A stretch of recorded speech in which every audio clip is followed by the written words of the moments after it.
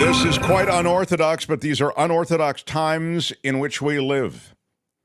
A major ruling in the Trump case, a New York judge ordering Trump and his companies to pay a penalty of more than $350 million. The sons being hit with a penalty of $4 million each. The judge banning Trump from doing business in New York for 3 years and banning the sons from being on any board in any business for 2 years, being executives essentially. And now we put up the bat beam and he's responded. We'll do a quick 10-minute conversation with the great former federal prosecutor, now defense attorney, David Katz, everyone. David, hi, great to be with you guys. You are just so great to be here. Start where you want to and give us a sense of what just happened. Well, this is the long-awaited verdict in the case. Remember, it's not a jury trial.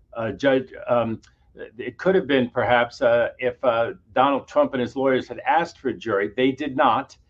So the judge never had to make that call. It became a judge trial where the judge determines not only the law, like in a normal case, but also the facts. So the judge heard enough to grant summary judgment and say there was no need to hear any more about fraud. So he then held a trial as to some other claims and also as to how much money Trump and his organization would have to pay. So there was a lot of screaming by Trump, oh my God, you already decided things. Well, yes, you already decided things because there was an overwhelming case of fraud. Remember, Mark, this is the case where he had an apartment that he said was 3 times as large as it was. And he said, well, it was an opinion.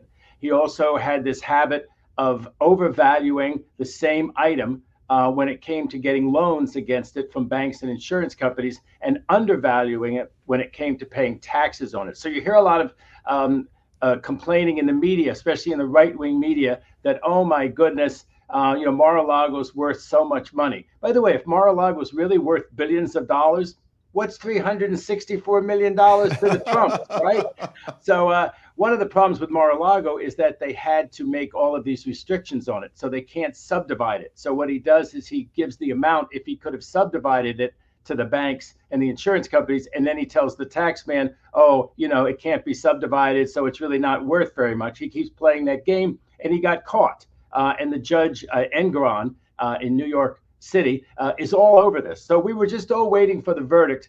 We've been hearing during the trial that it was going to be about $150, $200 million.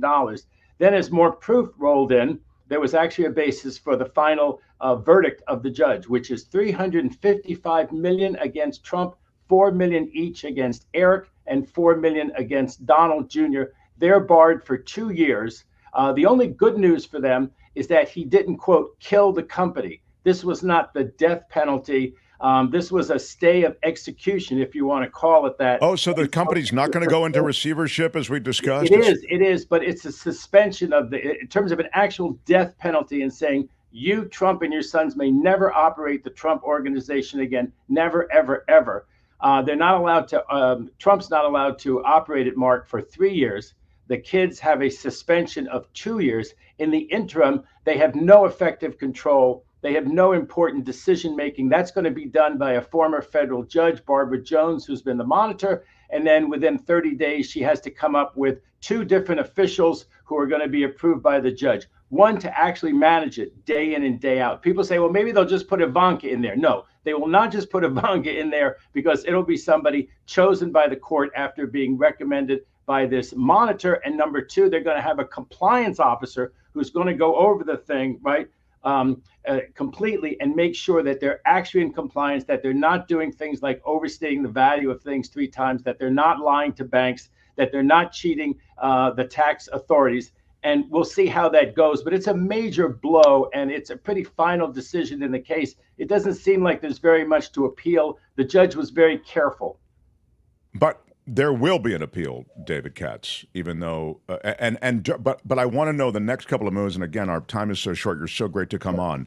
The next couple of moves in terms of 2 things, the appeal, and also during that time, you'd mentioned before that monies have to be put aside. That is to say, there will have to be some kind of payment. You just can't appeal it without there being some kind of payment toward that penalty you've just described.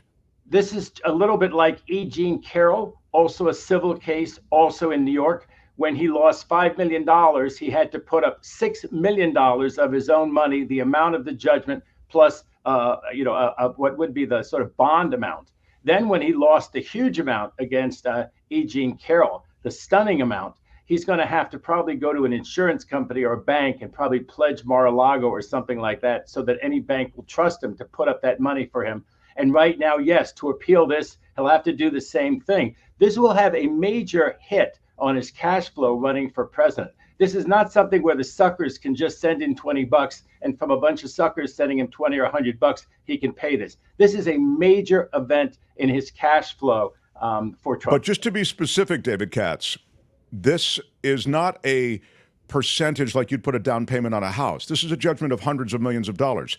Will he, I'm not asking you for a specific figure, I'm sure that has to be worked out, but will it be north of 100 million that he'll have to put in some kind of, in other words, what will he have to come up with? Yes, no, he's going to have to come up with either $370 million. Presumably, if Mar-a-Lago is really worth billions of dollars, somebody will put, right? They'll put a lien against Mar-a-Lago and they'll give you the $370 million, just like if you get, money against your house.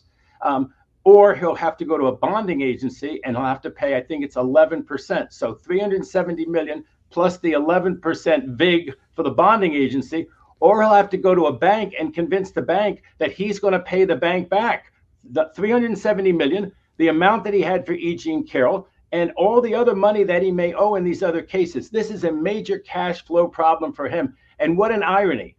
With all the things that are kind of going his way in some of the criminal cases and with the delays, this is the one, right? This is the one that may be his Achilles heel, just because he'll be so bleeding for money. And he's already doing crazy things like trying to put his daughter-in-law in charge of the RNC, which apparently controls a lot of the spigot for the money. If you're giving money to the Republicans and just having it go to pay Trump's malfeasance awards, really, Republicans, are you really going to do this when Nikki Haley is right out there, who has no blemishes? I mean, she's a lot of political differences that I have with her, philosophical differences, but at some point, I don't know, South Carolina voters, maybe they'll be the ones to wake up and say, this guy has too many legal problems.